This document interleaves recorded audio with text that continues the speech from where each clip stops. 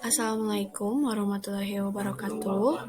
Perkenalkan, nama saya Rade Syifa Sofia dari Prodi D3 Administrasi Bisnis, jurusan Administrasi Niaga, Politeknik Negeri Bandung. Di sini saya akan mempresentasikan terkait buku yang berjudul Good Habits, Bad Habits, yaitu cara membentuk kebiasaan baik untuk menghasilkan perubahan positif, Wendy Wood. Nah, selanjutnya saya akan membacakan terkait dengan profil buku Good Habits, Bad Habits. Nah, sebelumnya saya akan menjelaskan terlebih dahulu bentuk fisik dari buku Good Habits, Bad Habits. Bentuk fisiknya yaitu memiliki cover yang dominan berwarna putih dengan tulisan font Good Habits, Bad Habits, dan cara membentuk kebiasaan baik untuk menghasilkan perubahan positif, serta ada garis berwarna kuning atau garis strip dan garis berwarna peach dan garis berwarna peach. Nah, kemudian saya akan membacakan terkait dengan profil buku. Judul dari buku ini yaitu Good Habits, Bad Habits. Penulisnya adalah Wendy Wood. Penerbitnya yaitu PT Gramedia Pustaka Utama dan tahun terbit di tahun 2019. Jumlah halaman sebanyak 351 halaman dan jenis buku merupakan buku non-fiksi. Kemudian bahasa Indonesia yang telah diterjemahkan dari bahasa aslinya yaitu bahasa Inggris. Lalu selanjutnya adalah biodata penulis.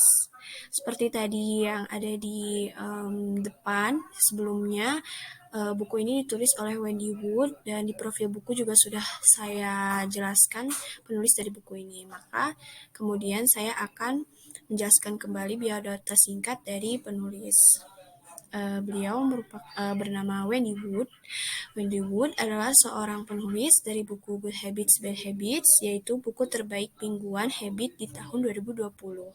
Dan juga merupakan seorang psikolog sosial yang penelitiannya membahas cara kebiasaan serta memandu perilaku dan mengapa kebiasaan begitu sulit untuk dihilangkan.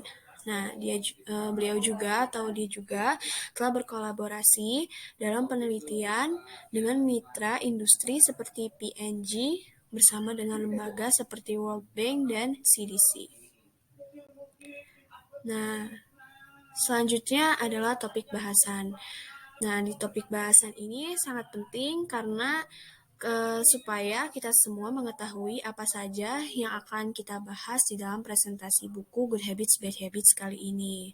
Sebenarnya buku Good Habits, Bad Habits ini terdapat 3 bagian, namun saya akan mempresentasikan materi terkait bagian 1 saja, yaitu bagian 1, kita yang sesungguhnya. Nah, di dalam topik bahasan bagian 1, kita yang sesungguhnya, terdapat beberapa subbab atau bab.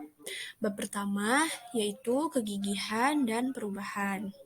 Yang bab kedua yaitu kedalaman di bawah sana.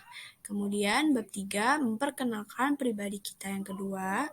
Bab 4 yaitu bagaimana dengan pengetahuan. Dan bab 5 yaitu bagaimana dengan kendali diri. Nah, setelah kita memahami topik bahasan yang akan saya sampaikan di presentasi buku ini, maka kita akan langsung ke topik bahasan pertama yaitu kegigihan dan perubahan. Kegigihan dan perubahan. Nah, kegigihan itu istimewa dan cukup kuat membuat orang melakukan perubahan lalu mempertahankannya dalam jangka panjang. Nah, menurut saya sendiri, kegigihan merupakan sesuatu yang memang cukup istimewa dan tentunya tidak semua orang bisa melakukan hal tersebut. Nah, menurut saya kegigihan juga dipengaruhi oleh motivasi diri. Nah, kegigihan itu adalah suatu motivasi keinginan yang kuat atau tekad dari diri kita untuk melakukan sesuatu. Nah, dijelaskan juga dalam buku ini bahwa kegigihan cukup kuat membuat orang melakukan perubahan, lalu mempertahankannya dalam jangka panjang. Memang kegigihan itu pasti berkaitan dengan perubahan. Contohnya, mungkin kegigihan kita untuk merubah kebiasaan lama yang tidak baik menjadi kebiasaan baru yang tentunya lebih baik. Contohnya mungkin kebiasaan kita untuk berolahraga yang sebelumnya kita jarang sekali untuk olahraga, maka dengan adanya kegigihan kita dapat melakukan perubahan lalu mempertahankannya dalam jangka panjang. Nah, yang kedua, kebiasaan dapat menciptakan kegigihan. Seperti yang saya jelaskan sebelumnya, tentu saja kebiasaan ini berkaitan dengan kegigihan. Nah, karena kebiasaan itu adalah sesuatu yang otomatis kita lakukan tanpa perlu berpikir panjang atau otomatisme, maka kebiasaan dapat menciptakan kegigihan. Jadi, karena kebiasaan ini sudah familiar dengan diri kita, maka akan lebih mudah menciptakan kegigihan dari kebiasaan tersebut. Lalu yang poin ketiga yaitu perilaku yang ingin kita ubah dapat diarahkan berlandaskan dengan kebiasaan. Nah, jadi ini mungkin lebih kaitannya kebiasaan dengan kegigihan ya. Contohnya nih, sepertinya kita ingin merubah kebiasaan lama menjadi kebiasaan baru. Maka kita dapat mengubahnya berlandaskan dengan kebiasaan. Nah, dalam kebiasaan sendiri kan terdapat tanda, kemudian rutinitas, dan juga ada imbalan atau hadiah atau ganjaran. Nah, kita dapat mengubah perilaku berlandaskan dengan kebiasaan. Jadi, jika kita ingin mengubah perilaku tersebut atau kebiasaan lama kan pasti ada perilaku atau rutinitas. Nah, harus berlandaskan dengan adanya kebiasaan. Tentunya juga berhubungan dengan adanya kegigihan seperti itu. Selanjutnya, yang kedua yaitu kedalaman di bawah sana. Ciri pokok kebiasaan adalah kebiasaan bekerja di luar pikiran sadar kita. Nah, sebelumnya sudah saya singgung bahwa kebiasaan itu tidak perlu untuk kita tidak perlu untuk terlalu berpikir dalam melakukannya atau sudah otomatis begitu saja atau di sini disebut juga di luar pikiran sadar kita. Jadi dengan adanya kebiasaan kita cenderung tidak sadar melakukannya gitu. Contohnya seperti kebiasaan makan, kebiasaan tidur, kebiasaan belajar, kebiasaan-kebiasaan positif maupun kebiasaan-kebiasaan negatif cenderung kita tidak menyadari hal tersebut karena sudah otomatis gitu dan otak kita sudah mengenalinya. Jadi otak kita juga tidak perlu berpikir terlalu lama atau berpikir terlalu keras gitu untuk melakukan kebiasaan. Kemudian yang kedua, kebiasaan yang mendorong perilaku kita sebagian tidak disadari. Nah, jadi kan tadi yang sebelumnya kebiasaan itu berhubungan dengan kegigihan dan perilaku. Nah, kebiasaan yang mendorong perilaku kita sebagian tidak disadari. Tentu saja, karena kebiasaan itu sesuatu yang sudah otomatis, maka kita cenderung perilaku kita cenderung tidak menyadari hal tersebut. Contohnya kita kebiasaan makan nih. Kalau misalkan kebiasaan makan kan tandanya kita lapar gitu. Maka kita cenderung tidak sadar langsung, oh iya saya lapar gitu. Maka saya akan langsung mengambil mangkok atau piring untuk segera mengambil makanan tanpa perlu pikir panjang. Maka itu tadi hubungan kebiasaan yang mendorong perilaku kita sebagian tidak disadari. Nah, kemudian poin ketiga yaitu sebesar 43% hidup kita dipengaruhi oleh kebiasaan. Kita dapat memanfaatkan 43% tersebut dengan lebih baik. Nah, sebesar 43% hidup kita dipengaruhi oleh kebiasaan.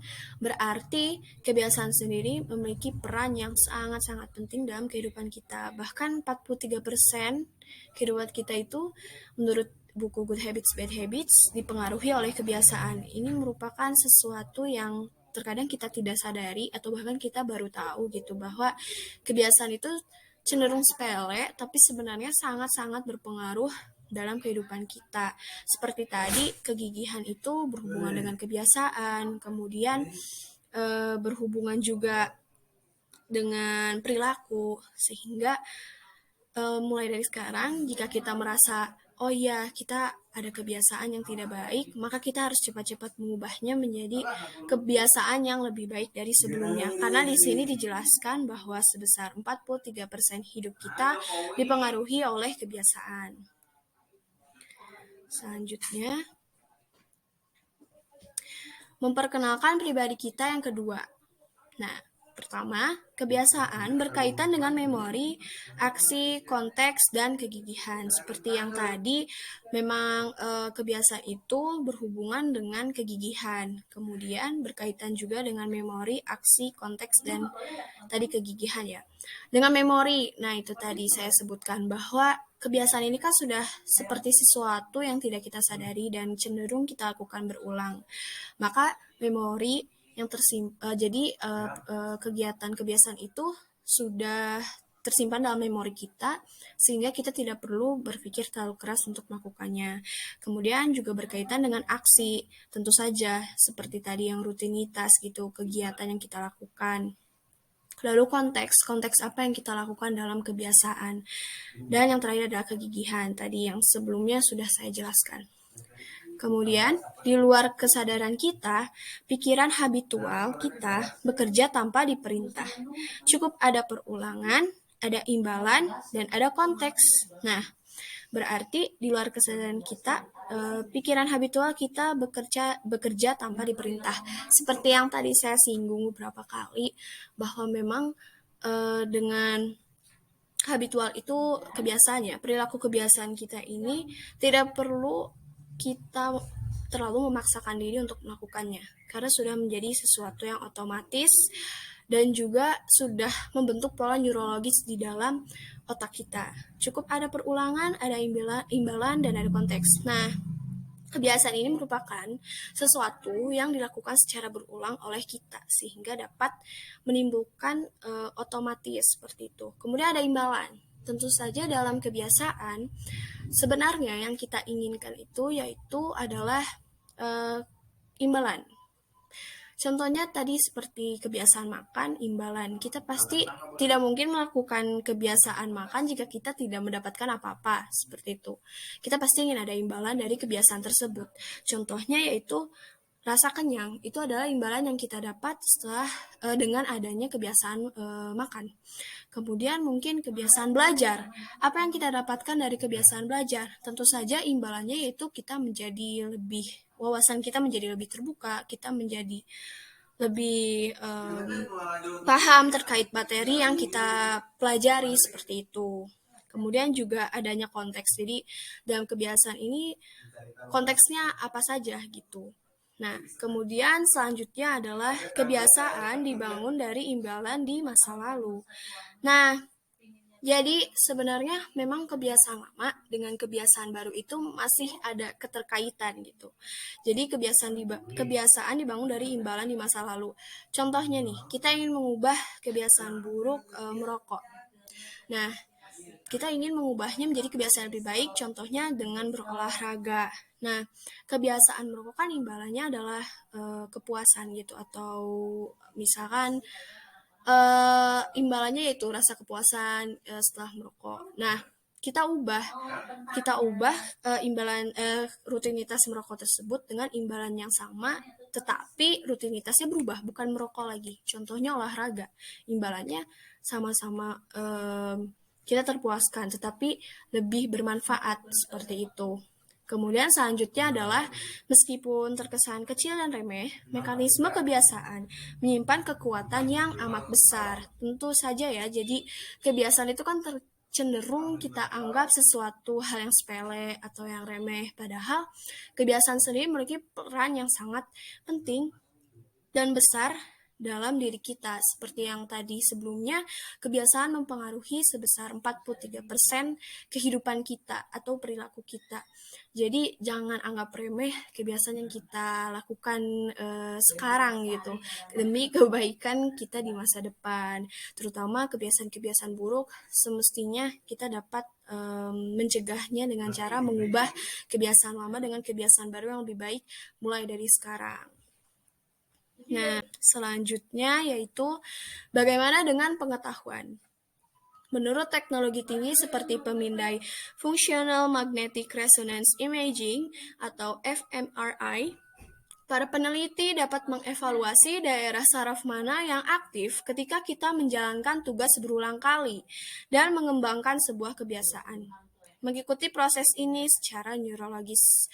Jadi kebiasaan ini kan tidak hanya sekedar omongan saja, tetapi juga ada penelitiannya. Contohnya seperti ini, dengan adanya teknologi tinggi pemindai Functional Magnetic Resonance Imaging dapat mengevaluasi daerah saraf mana yang aktif ketika kita menjalankan tugas berulang kali dan mengembangkannya sebagai sebuah kebiasaan. Mengikuti proses ini secara neurologis seperti itu. Kemudian selanjutnya adalah imbalan berhubungan dengan bagian otak basal ganglia yang berhubungan dengan kendali diri, perencanaan, dan pikiran abstrak. Imbalan adalah sesuatu yang tentunya kita inginkan dari kebiasaan, dan ternyata imbalan sendiri berhubungan dengan bagian otak kita, yaitu bagian basal ganglia, yang juga berkaitan dengan kendali diri, perencanaan, dan pikiran abstrak. Selanjutnya, yaitu kebiasaan. Berdasarkan letaknya yang terbilang di labirin pikiran kita, relatif murah. Menurut saya, ini sesuai dengan buku Good Habits, Bad Habits ya, saya mengutip semuanya.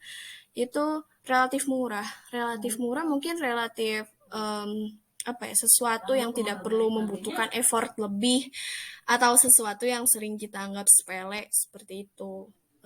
Kemungkinan maksudnya relatif murah itu kebiasaan relatif murah, yaitu seperti itu.